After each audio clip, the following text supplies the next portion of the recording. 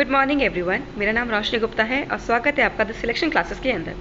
आज हम 17 अक्टूबर 2023 के इंपॉर्टेंट करंट अफेयर एमसीक्यूज़ को डिस्कस करने जा रहे हैं। जैसा कि आप जानते हैं हमारी क्लासेस जो है वो UPSC, UPPCS, other state PCS and one day exams के लिए करंट अफेयर को बनाती है। ठीक है, हमारी क्लासेस जो है इसका लैंग्वेज हिंदी और इंग्लिश यानी बाइलिंगुअल होता है, जिसका पीडीएफ आपको हमारे टेलीग्राम चैनल से मिल जाता है, जिसका लिंक आपको हमारे वीडियो के एंड में मिल जाएगा। ठीक है, ये क्लासेस आपको ऑन टाइम मिलने के लिए आपको इस चैनल को सब्सक्राइब करना पड़ेगा, सो दैट आपको ये क्लासेस ऑन टाइम रोज सुबह 7 बजे मिल जाए। ठीक है, तो और ये क्लासेस जो है हमारी, इसका पीडीएफ भी आपको हमारे टेलीग्राम चैनल से मिल जाएगा। ये जो पीडीएफ है ये आपके लिए हेल्पफुल हो सकता है इन दैट वे कि अगर आप अपने हैंड रिटन नोट्स नहीं बनाते हैं, सो दैट आपको विदाउट बहुत मेहनत किए ये पीडीएफ आपको मिल जाएगा और आप इसके अपना रिवीजन भी कर सकते हैं। ठीक है, लेकिन ये अच्छा रहता है अगर आप डेली अपने हाथों से अपने नोट्स बनाएं, कि आपको सिर्फ वही चीज़ें नोट करनी पड़े जो आपको याद नहीं है या फिर आपको याद करनी है, आपको लगता है बहुत इंपॉर्टेंट है। ऑल्दो मैं केवल उतनी चीज़ें वीडियो में ऐड करती हूँ जो आपके लिए इंपॉर्टेंट हो। ठीक है, तो मेक श्योर कि आप इस वीडियो को लाइक कर दें, शेयर कर दें एंड हमारी क्लास को भी सब्सक्राइब कर दें। ठीक है, हम बढ़ते हैं अपने आज के क्वेश्चन की तरफ। और एक और मैं आपको बता दूं कि मैं ये वीडियोस जो क्लासेस होती हैं ये इतनी शॉर्ट क्यों होती हैं। लाइक मुझे कई बार लगता है कि मुझसे बहुत लोग पूछ लेते हैं कि ये वीडियो इतनी शॉर्ट क्यों है, ये इतना कम टाइम में क्यों बना रहे हैं हम। तो आप जानते हैं कि करंट अफेयर का पोर्शन बहुत इंपॉर्टेंट है, बट हमारे पास इसके अलावा भी बहुत कुछ पढ़ने को होता है, केवल करंट अफेयर नहीं होता ना। तो इसलिए मैं चाहती हूँ कि बहुत कम समय में आपको जितना इंपॉर्टेंट क्वेश्चन है वो मिल जाए और ज़्यादा आप इधर उधर की बातें याद ना करें, जितना टू द पॉइंट इंपॉर्टेंट है आपको टू द पॉइंट हमारी चीज़ें मिल जाए। ठीक है, तो हम बढ़ते हैं अपने क्वेश्चन की तरफ। क्लास के एंड में एक क्वेश्चन दूंगी जिसको हम practice question of the day बोलते हैं, और उसका डिस्कशन हम क्लास की नेक्स्ट वीडियोज़ में करेंगे। ठीक है, तो हम बढ़ते हैं अपने आज के क्वेश्चन की तरफ। पहला क्वेश्चन आज का क्या है, वर्ल्ड वाइट कैन डे कब मनाया जाता है? When is world white can day celebrated?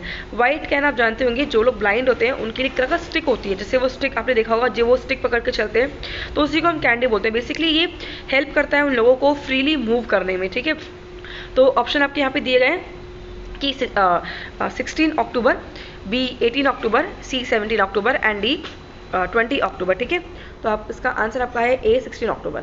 16 अक्टूबर को क्या मनाते हैं हम लोग? 16 अक्टूबर को मनाते हैं हम लोग ये world wide can day. Okay, तो दृष्टिबाधित लोगों के लिए सफ़ेद छड़ी स्वतंत्रता और गतिशीलता का प्रतिनिधित्व करती है। Ministry of social justice and empowerment जो इसको मनाती है कब? 16 अक्टूबर को। क्वेश्चन सेकंड है, ग्लोबल मैरीटाइम इंडिया समिट 2023 उद्घाटन किसने किया इसका? ठीक है, तो who has inaugurated the global maritime India summit 2023? तो GMIS जो है यानी जिम्स जिसको भी बोलते हैं GMIS global maritime India summit जो है 2023 का, उसे कौन उद्घाटन किया उसका, उसकी शुरुआत किसने करी है? तो उसका आंसर आपका है अमित शाह जी। ठीक है, सॉरी एक मिनट, इसका आंसर है नरेंद्र मोदी जी। ठीक है, तो ऑप्शन आपके दिए थे निर्मला सीतारमण ऑप्शन था, अमित शाह जी ऑप्शन था, नरेंद्र मोदी जी था, राजनाथ सिंह जी था। ठीक है, तो इसका आंसर आपका है सी, नरेंद्र मोदी ने क्या किया है, ग्लोबल मैरीटाइम इंडिया समिट का उद्घाटन किया है। कहाँ किया है? मुंबई में किया है। तो प्रधानमंत्री श्री नरेंद्र मोदी 17 अक्टूबर को सबसे बड़े समुद्री कार्यक्रम ग्लोबल मैरीटाइम इंडिया समिट 2023 का उद्घाटन करेंगे।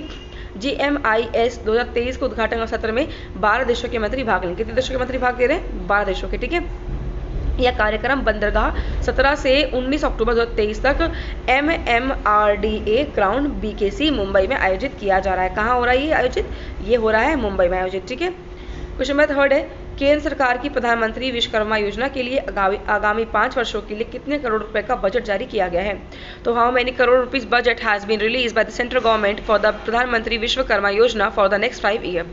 तो ऑप्शन है A 200 crore, B 100 crore, C 13,000 crore और डी 23,000 करोड़। ठीक है, तो उसका आंसर क्या है आपका? इसका आंसर है आपका सी, 13,000 करोड़ रुपए का बजट पास किया सरकार ने। किसके लिए? ये प्रधानमंत्री विश्वकर्मा योजना। आप जानते होंगे कि विश्वकर्मा डे के दिन हमारे नरेंद्र मोदी जी ने इस योजना को लागू किया था। ठीक है, इसका उद्घाटन किया था। तो प्रधानमंत्री नरेंद्र मोदी द्वारा विश्वकर्मा जयंती के अवसर पर शुरू किया गया आगामी 5 वर्षों के लिए 13,000 करोड़ रुपए का बजट जारी किया गया है। इस योजना को कौशल विकास एवं उद्यमशीलता मंत्रालय, सूक्ष्म लघु एवं मध्यम उद्यम मंत्रालय और वित्त मंत्रालय द्वारा संयुक्त रूप से संचालित किया जा रहा है। यानी टोटल 3 मिनिस्ट्रीज के अंदर काम करिए, मिनिस्ट्री ऑफ स्किल डेवलपमेंट और MSME जो मिनिस्ट्री है, मिनिस्ट्री जो आप जानते हो कि MSME का फुल फॉर्म, ठीक है, माइक्रो स्मॉल मीडियम इंटरप्राइजेस। ठीक है, और ये और तीसरा वित्त यानी फाइनेंस जो मिनिस्ट्री है वो ये तीनों मिनिस्ट्रीज मिलकर इसको रन कर रही हैं। और इसके अंदर टोटल 18 पारंपरिक पेशों को ऐड किया गया। ठीक है, यानी टोटल कितने पेशे या फिर व्यवसाय के अंदर है वो है 18। ये बहुत इंपॉर्टेंट चीज़ याद करना। क्वेश्चन 4 है, मैरीलैंड में स्थापित स्टैचू ऑफ इक्वालिटी किस भारतीय की प्रतिमा है? ठीक है, the statue of equality stablish in Maryland in the state is the statue of which Indian? A Swaminarayan, B Bhagat Singh, C Bhimrao Ambedkar and D Mahatma Gandhi. तो आंसर इज सी। ठीक है, भीमराव अम्बेडकर यानी बी आर अम्बेडकर की जो प्रतिमा है उसका अनावरण कहाँ किया गया है? मैरीलैंड में किया गया। ये कहाँ पर है? अमेरिका के अंदर है। ठीक है, तो भारत के बाहर बाबा साहेब अम्बेडकर की सबसे ऊंची प्रतिमा अमेरिका के मैरीलैंड में लगाई गई है। और इसका निर्माण किसने किया? इसका निर्माण किया आपके राम सुतार जी ने। आप याद रखना, ये राम सुतार जी जो हैं ये वही व्यक्ति हैं जिन्होंने विश्व की सबसे ऊंची मूर्ति, आप जानते होंगे, सरदार वल्लभ भाई पटेल की स्टैचू ऑफ यूनिटी, इनका निर्माण किया है। ठीक है, राम सुतार जी ये एक तरह के शिल्पकार हैं जिन्होंने, और ये मूर्तिकार भी कह सकते हैं आप इन्हें, इन्होंने बनाया है आपका अम्बेडकर जी की मूर्ति मैरीलैंड के अंदर, जो उसके निर्माण या फिर डिज़ाइन करता है। और जो भारत में गुजरात के अंदर आपके सरदार वल्लभ भाई पटेल की मूर्ति है, उनका भी निर्माण इन्होंने किया है। ठीक है, तो हाल ही में चर्चा में रहा अपार कार्ड किससे संबंधित है? APAAR card which was is in discussion recently is related to. Option A छात्र से, सुरक्षा से, पर्यटन से, उपरोक्त सभी या कोई भी नहीं। ठीक है, तो देखिए अभी एक सरकार इसके ऊपर चर्चा कर रही है अपार के ऊपर, कि अपार एक ऐसी स्कीम होनी चाहिए जो, जैसा कि आप जानते होंगे आधार कार्ड के बारे में। ठीक है, तो आधार क्या है? यूनिक आइडेंटिफिकेशन है हर भारतीय व्यक्ति का। ठीक है, तो इसी प्रकार एक छात्र का आइडेंटिफिकेशन में होना चाहिए जिसको हम अपार कार्ड कहेंगे। इसी के बारे में सरकार ने बात करनी शुरू करी है। तो उसका आंसर क्या होना चाहिए? इसका आंसर होना चाहिए ए, छात्रों से संबंधित है ये। ठीक है, तो one nation one student ID योजना के तहत आधार कार्ड की हर तरह स्कूली बच्चों का 12 अंकों का एक अलग अपार आईडी कार्ड बनाया जाएगा। यानी एक ऐसा आईडी कार्ड जो बच्चों के लिए कॉलेज स्कूल में एक कॉमन चीज़ रहे, यानी उस आधार कार्ड के थ्रू बच्चे की क्वालिफिकेशन या फिर शिक्षा से संबंधित जो जानकारी वो मिल जाए एक ही स्थान पर, इसीलिए इस कार्ड को बनाया जा रहा है। अपार का फुल फॉर्म याद कर लीजिए। ऐसा क्वेश्चन पूछ सकता है आपसे कि अपार स्टैंड फॉर, यानी अपार का फुल फॉर्म दे देगा आपको, 4 ऑप्शन दे देंगे अलग अलग, तो आपको बताना पड़ेगा कि उसका फुल फॉर्म सही क्या है। तो उसका फुल फॉर्म है automated permanent academic account registry. ठीक है, automated permanent academic account registry is the full form of अपार कार्ड। क्वेश्चन नंबर 6, हाल ही में एम एस गिल का रविवार शाम निधन हो गया है, वे कौन थे? Recently M S Gill pass away on Sunday evening, who was he? Option A, वे पूर्व मुख्य चुनाव आयुक्त थे, बी साहित्यकार थे, सी नृत्यक थे, या डी पूर्व न्यायाधीश थे। Answer is a. ठीक है, ये पूर्व मुख्य चुनाव आयुक्त थे जिनका भी हाल ही में निधन हो गया है। नाम क्या है ये इनका? M S Gill. पूर्व मुख्य चुनाव आयुक्त एम एस गिल का रविवार शाम निधन हो गया है। 87 वर्षीय गिल कुछ दिनों से बीमार थे और एक खेल मंत्री भी रहे हैं और पंजाब से 2 बार राज्यसभा के सदस्य भी चुने जा चुके हैं। ठीक है, इनका भी हाल ही में निधन हो गया। ये बहुत ही इंपॉर्टेंट व्यक्ति है, इसलिए याद कर लें कि अक्टूबर माह में जिन व्यक्ति का सबसे पहला जो व्यक्ति जिनका हमने पढ़ा है डेथ के बारे में, वो कौन है? वो है आपके एम एस गिल, जो कौन थे? एक पूर्व मुख्य चुनाव आयुक्त थे, यानी जो आपके इलेक्शन कमिश्नर थे। ठीक है, पूर्व के। पहले की विश्व खाद्य दिवस कब मनाया जाता है? When is world food day celebrated? Option A 16 October, B 15 October, C 14 October and D 17 October. And the answer is, as you always know that, कि इसका आंसर क्या है? 16 अक्टूबर। हम 16 अक्टूबर को क्या मनाते हैं? विश्व खाद्य दिवस मनाते हैं।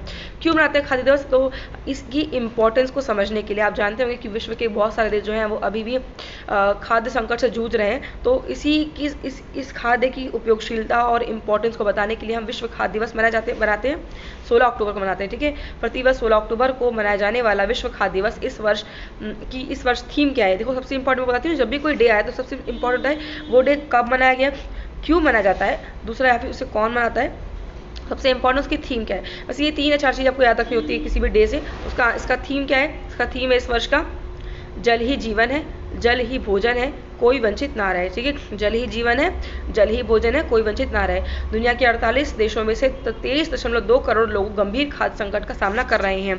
ठीक है, दोनों देखो, अगर 48 देश है तो उसमें से जो 23.3 करोड़ की आबादी है लोगों की, वो बिल्कुल बहुत ही ज़्यादा खाद्य संकट से जूझ रहे हैं। ठीक है, यहाँ पे मैंने खाद्य असुरक्षा का सामना कर रहे टॉप 10 कंट्रीज़ का लिस्ट दिया हुआ है। आप देख सकते हैं कि नंबर 1 पे कौन सी कंट्री जो सबसे ज़्यादा खाद्य सुरक्षा से संबंधित अव्यवस्था का सामना कर रही है या खाद्य असुरक्षा का सामना कर रही है, वो है कॉन्गो, जिसकी 2.58 करोड़ आबादी पीड़ित है खाद्य असुरक्षा से। दूसरे पे है नाइजीरिया, तीसरे पे सूडान, चौथे पे इथोपिया, फिर अफगानिस्तान, यमन, बांग्लादेश, पाकिस्तान, दक्षिण सूडान एंड सोमालिया। आप देखेंगे तो उसमें ऊपर वाले लगभग 2-3 जो आपके देश हैं, ये सारे अफ्रीका कॉन्टिनेंट के देश हैं। ठीक है, तो मैं आपको हमेशा ना जैसे अब मैं सोच रही हूँ मैं आपको हमेशा एक ऐसा टॉपिक दूँ जिससे कि आपकी ब्रेनस्टॉर्मिंग हो सके, सो दैट आप उस टॉपिक के ऊपर थोड़ा सोचें, तो आपका दिमाग होता है ना कि आप जिसके बारे में सोचते हैं तो आपकी वो चीज़ें और डेवलप होती जाती हैं, तो एक तरह से धार लगाने का काम उसको कह सकते हैं, ठीक है। तो मैं आपको क्वेश्चन देती हूँ कि आप सोचे जरा कि क्यों ऐसा है कि अफ्रीकन जो कॉन्टिनेंट है उनका लैंड मास इतना बड़ा है, फुल ऑफ नेचुरल रिसोर्सेज हैं, ठीक है, तो फिर भी वो देश ऐसे क्यों है कि उनको खाद्य संकट का सामना करना पड़ रहा है, फिर डेवलपमेंट में पीछे रह रहे हैं, ऐसा क्यों हो रहा है, ठीक है। तो ये अब क्वेश्चन देखो, हमारे आज के हमें जितने क्वेश्चन थे 7 क्वेश्चन थे हमारे आज के, हमने सबको डिस्कस कर लिया। अब हम देखेंगे अपने practice question of the day को कि हमारा आज का क्वेश्चन क्या है प्रैक्टिस का। ये क्वेश्चन मैं आपको ऑलरेडी पहली क्लास में करा चुकी हूँ, ठीक है, तो मुझे उम्मीद है कि आप सबको उसका आंसर आता होगा और इसका आप आंसर हमारे कमेंट बॉक्स में ज़रूर करेंगे। जिसका आंसर सही होगा उसको हार्ट दिया जाएगा। And the answer question is global hunger index 2023 में भारत की रैंकिंग क्या है। What is India's ranking in the global hunger index 2023। Option A 111, B 112, C 113 and D 107। मैं आपको हिंट दूं कि इसी रिपोर्ट को अभी हाल ही में केंद्र सरकार ने यानी भारत सरकार ने अपनाने से मना कर दिया, यानी उसको वर्जित नहीं माना, इससे गलत मान लिया है। उन्होंने बोला कि ये सही रिपोर्ट नहीं है, ये गलत एक तरह से गलत रिपोर्ट है जिसमें भारत की स्थिति को बहुत ही बदतर दिखाया गया है, ठीक है। तो this is the end of this video. हमारी आज की क्लास खत्म होती है यहीं पर ही। उम्मीद है आपको हमारी क्लास अच्छी लगी होगी। अगर आपको हमारा कंटेंट अच्छा लग रहा है देन प्लीज मेक श्योर कि इसको लाइक कर दें एंड शेयर भी कर दें। Thank you for this class and take care, be focus with studies and don't forget कि आप अपने प्रैक्टिस को कंटिन्यू रखें, आप रोज अपनी चीज़ों को रिवाइज करते रहें। रिवीजन इज अ मस्ट, ठीक है। And thank you so much, all the best for exam, take care.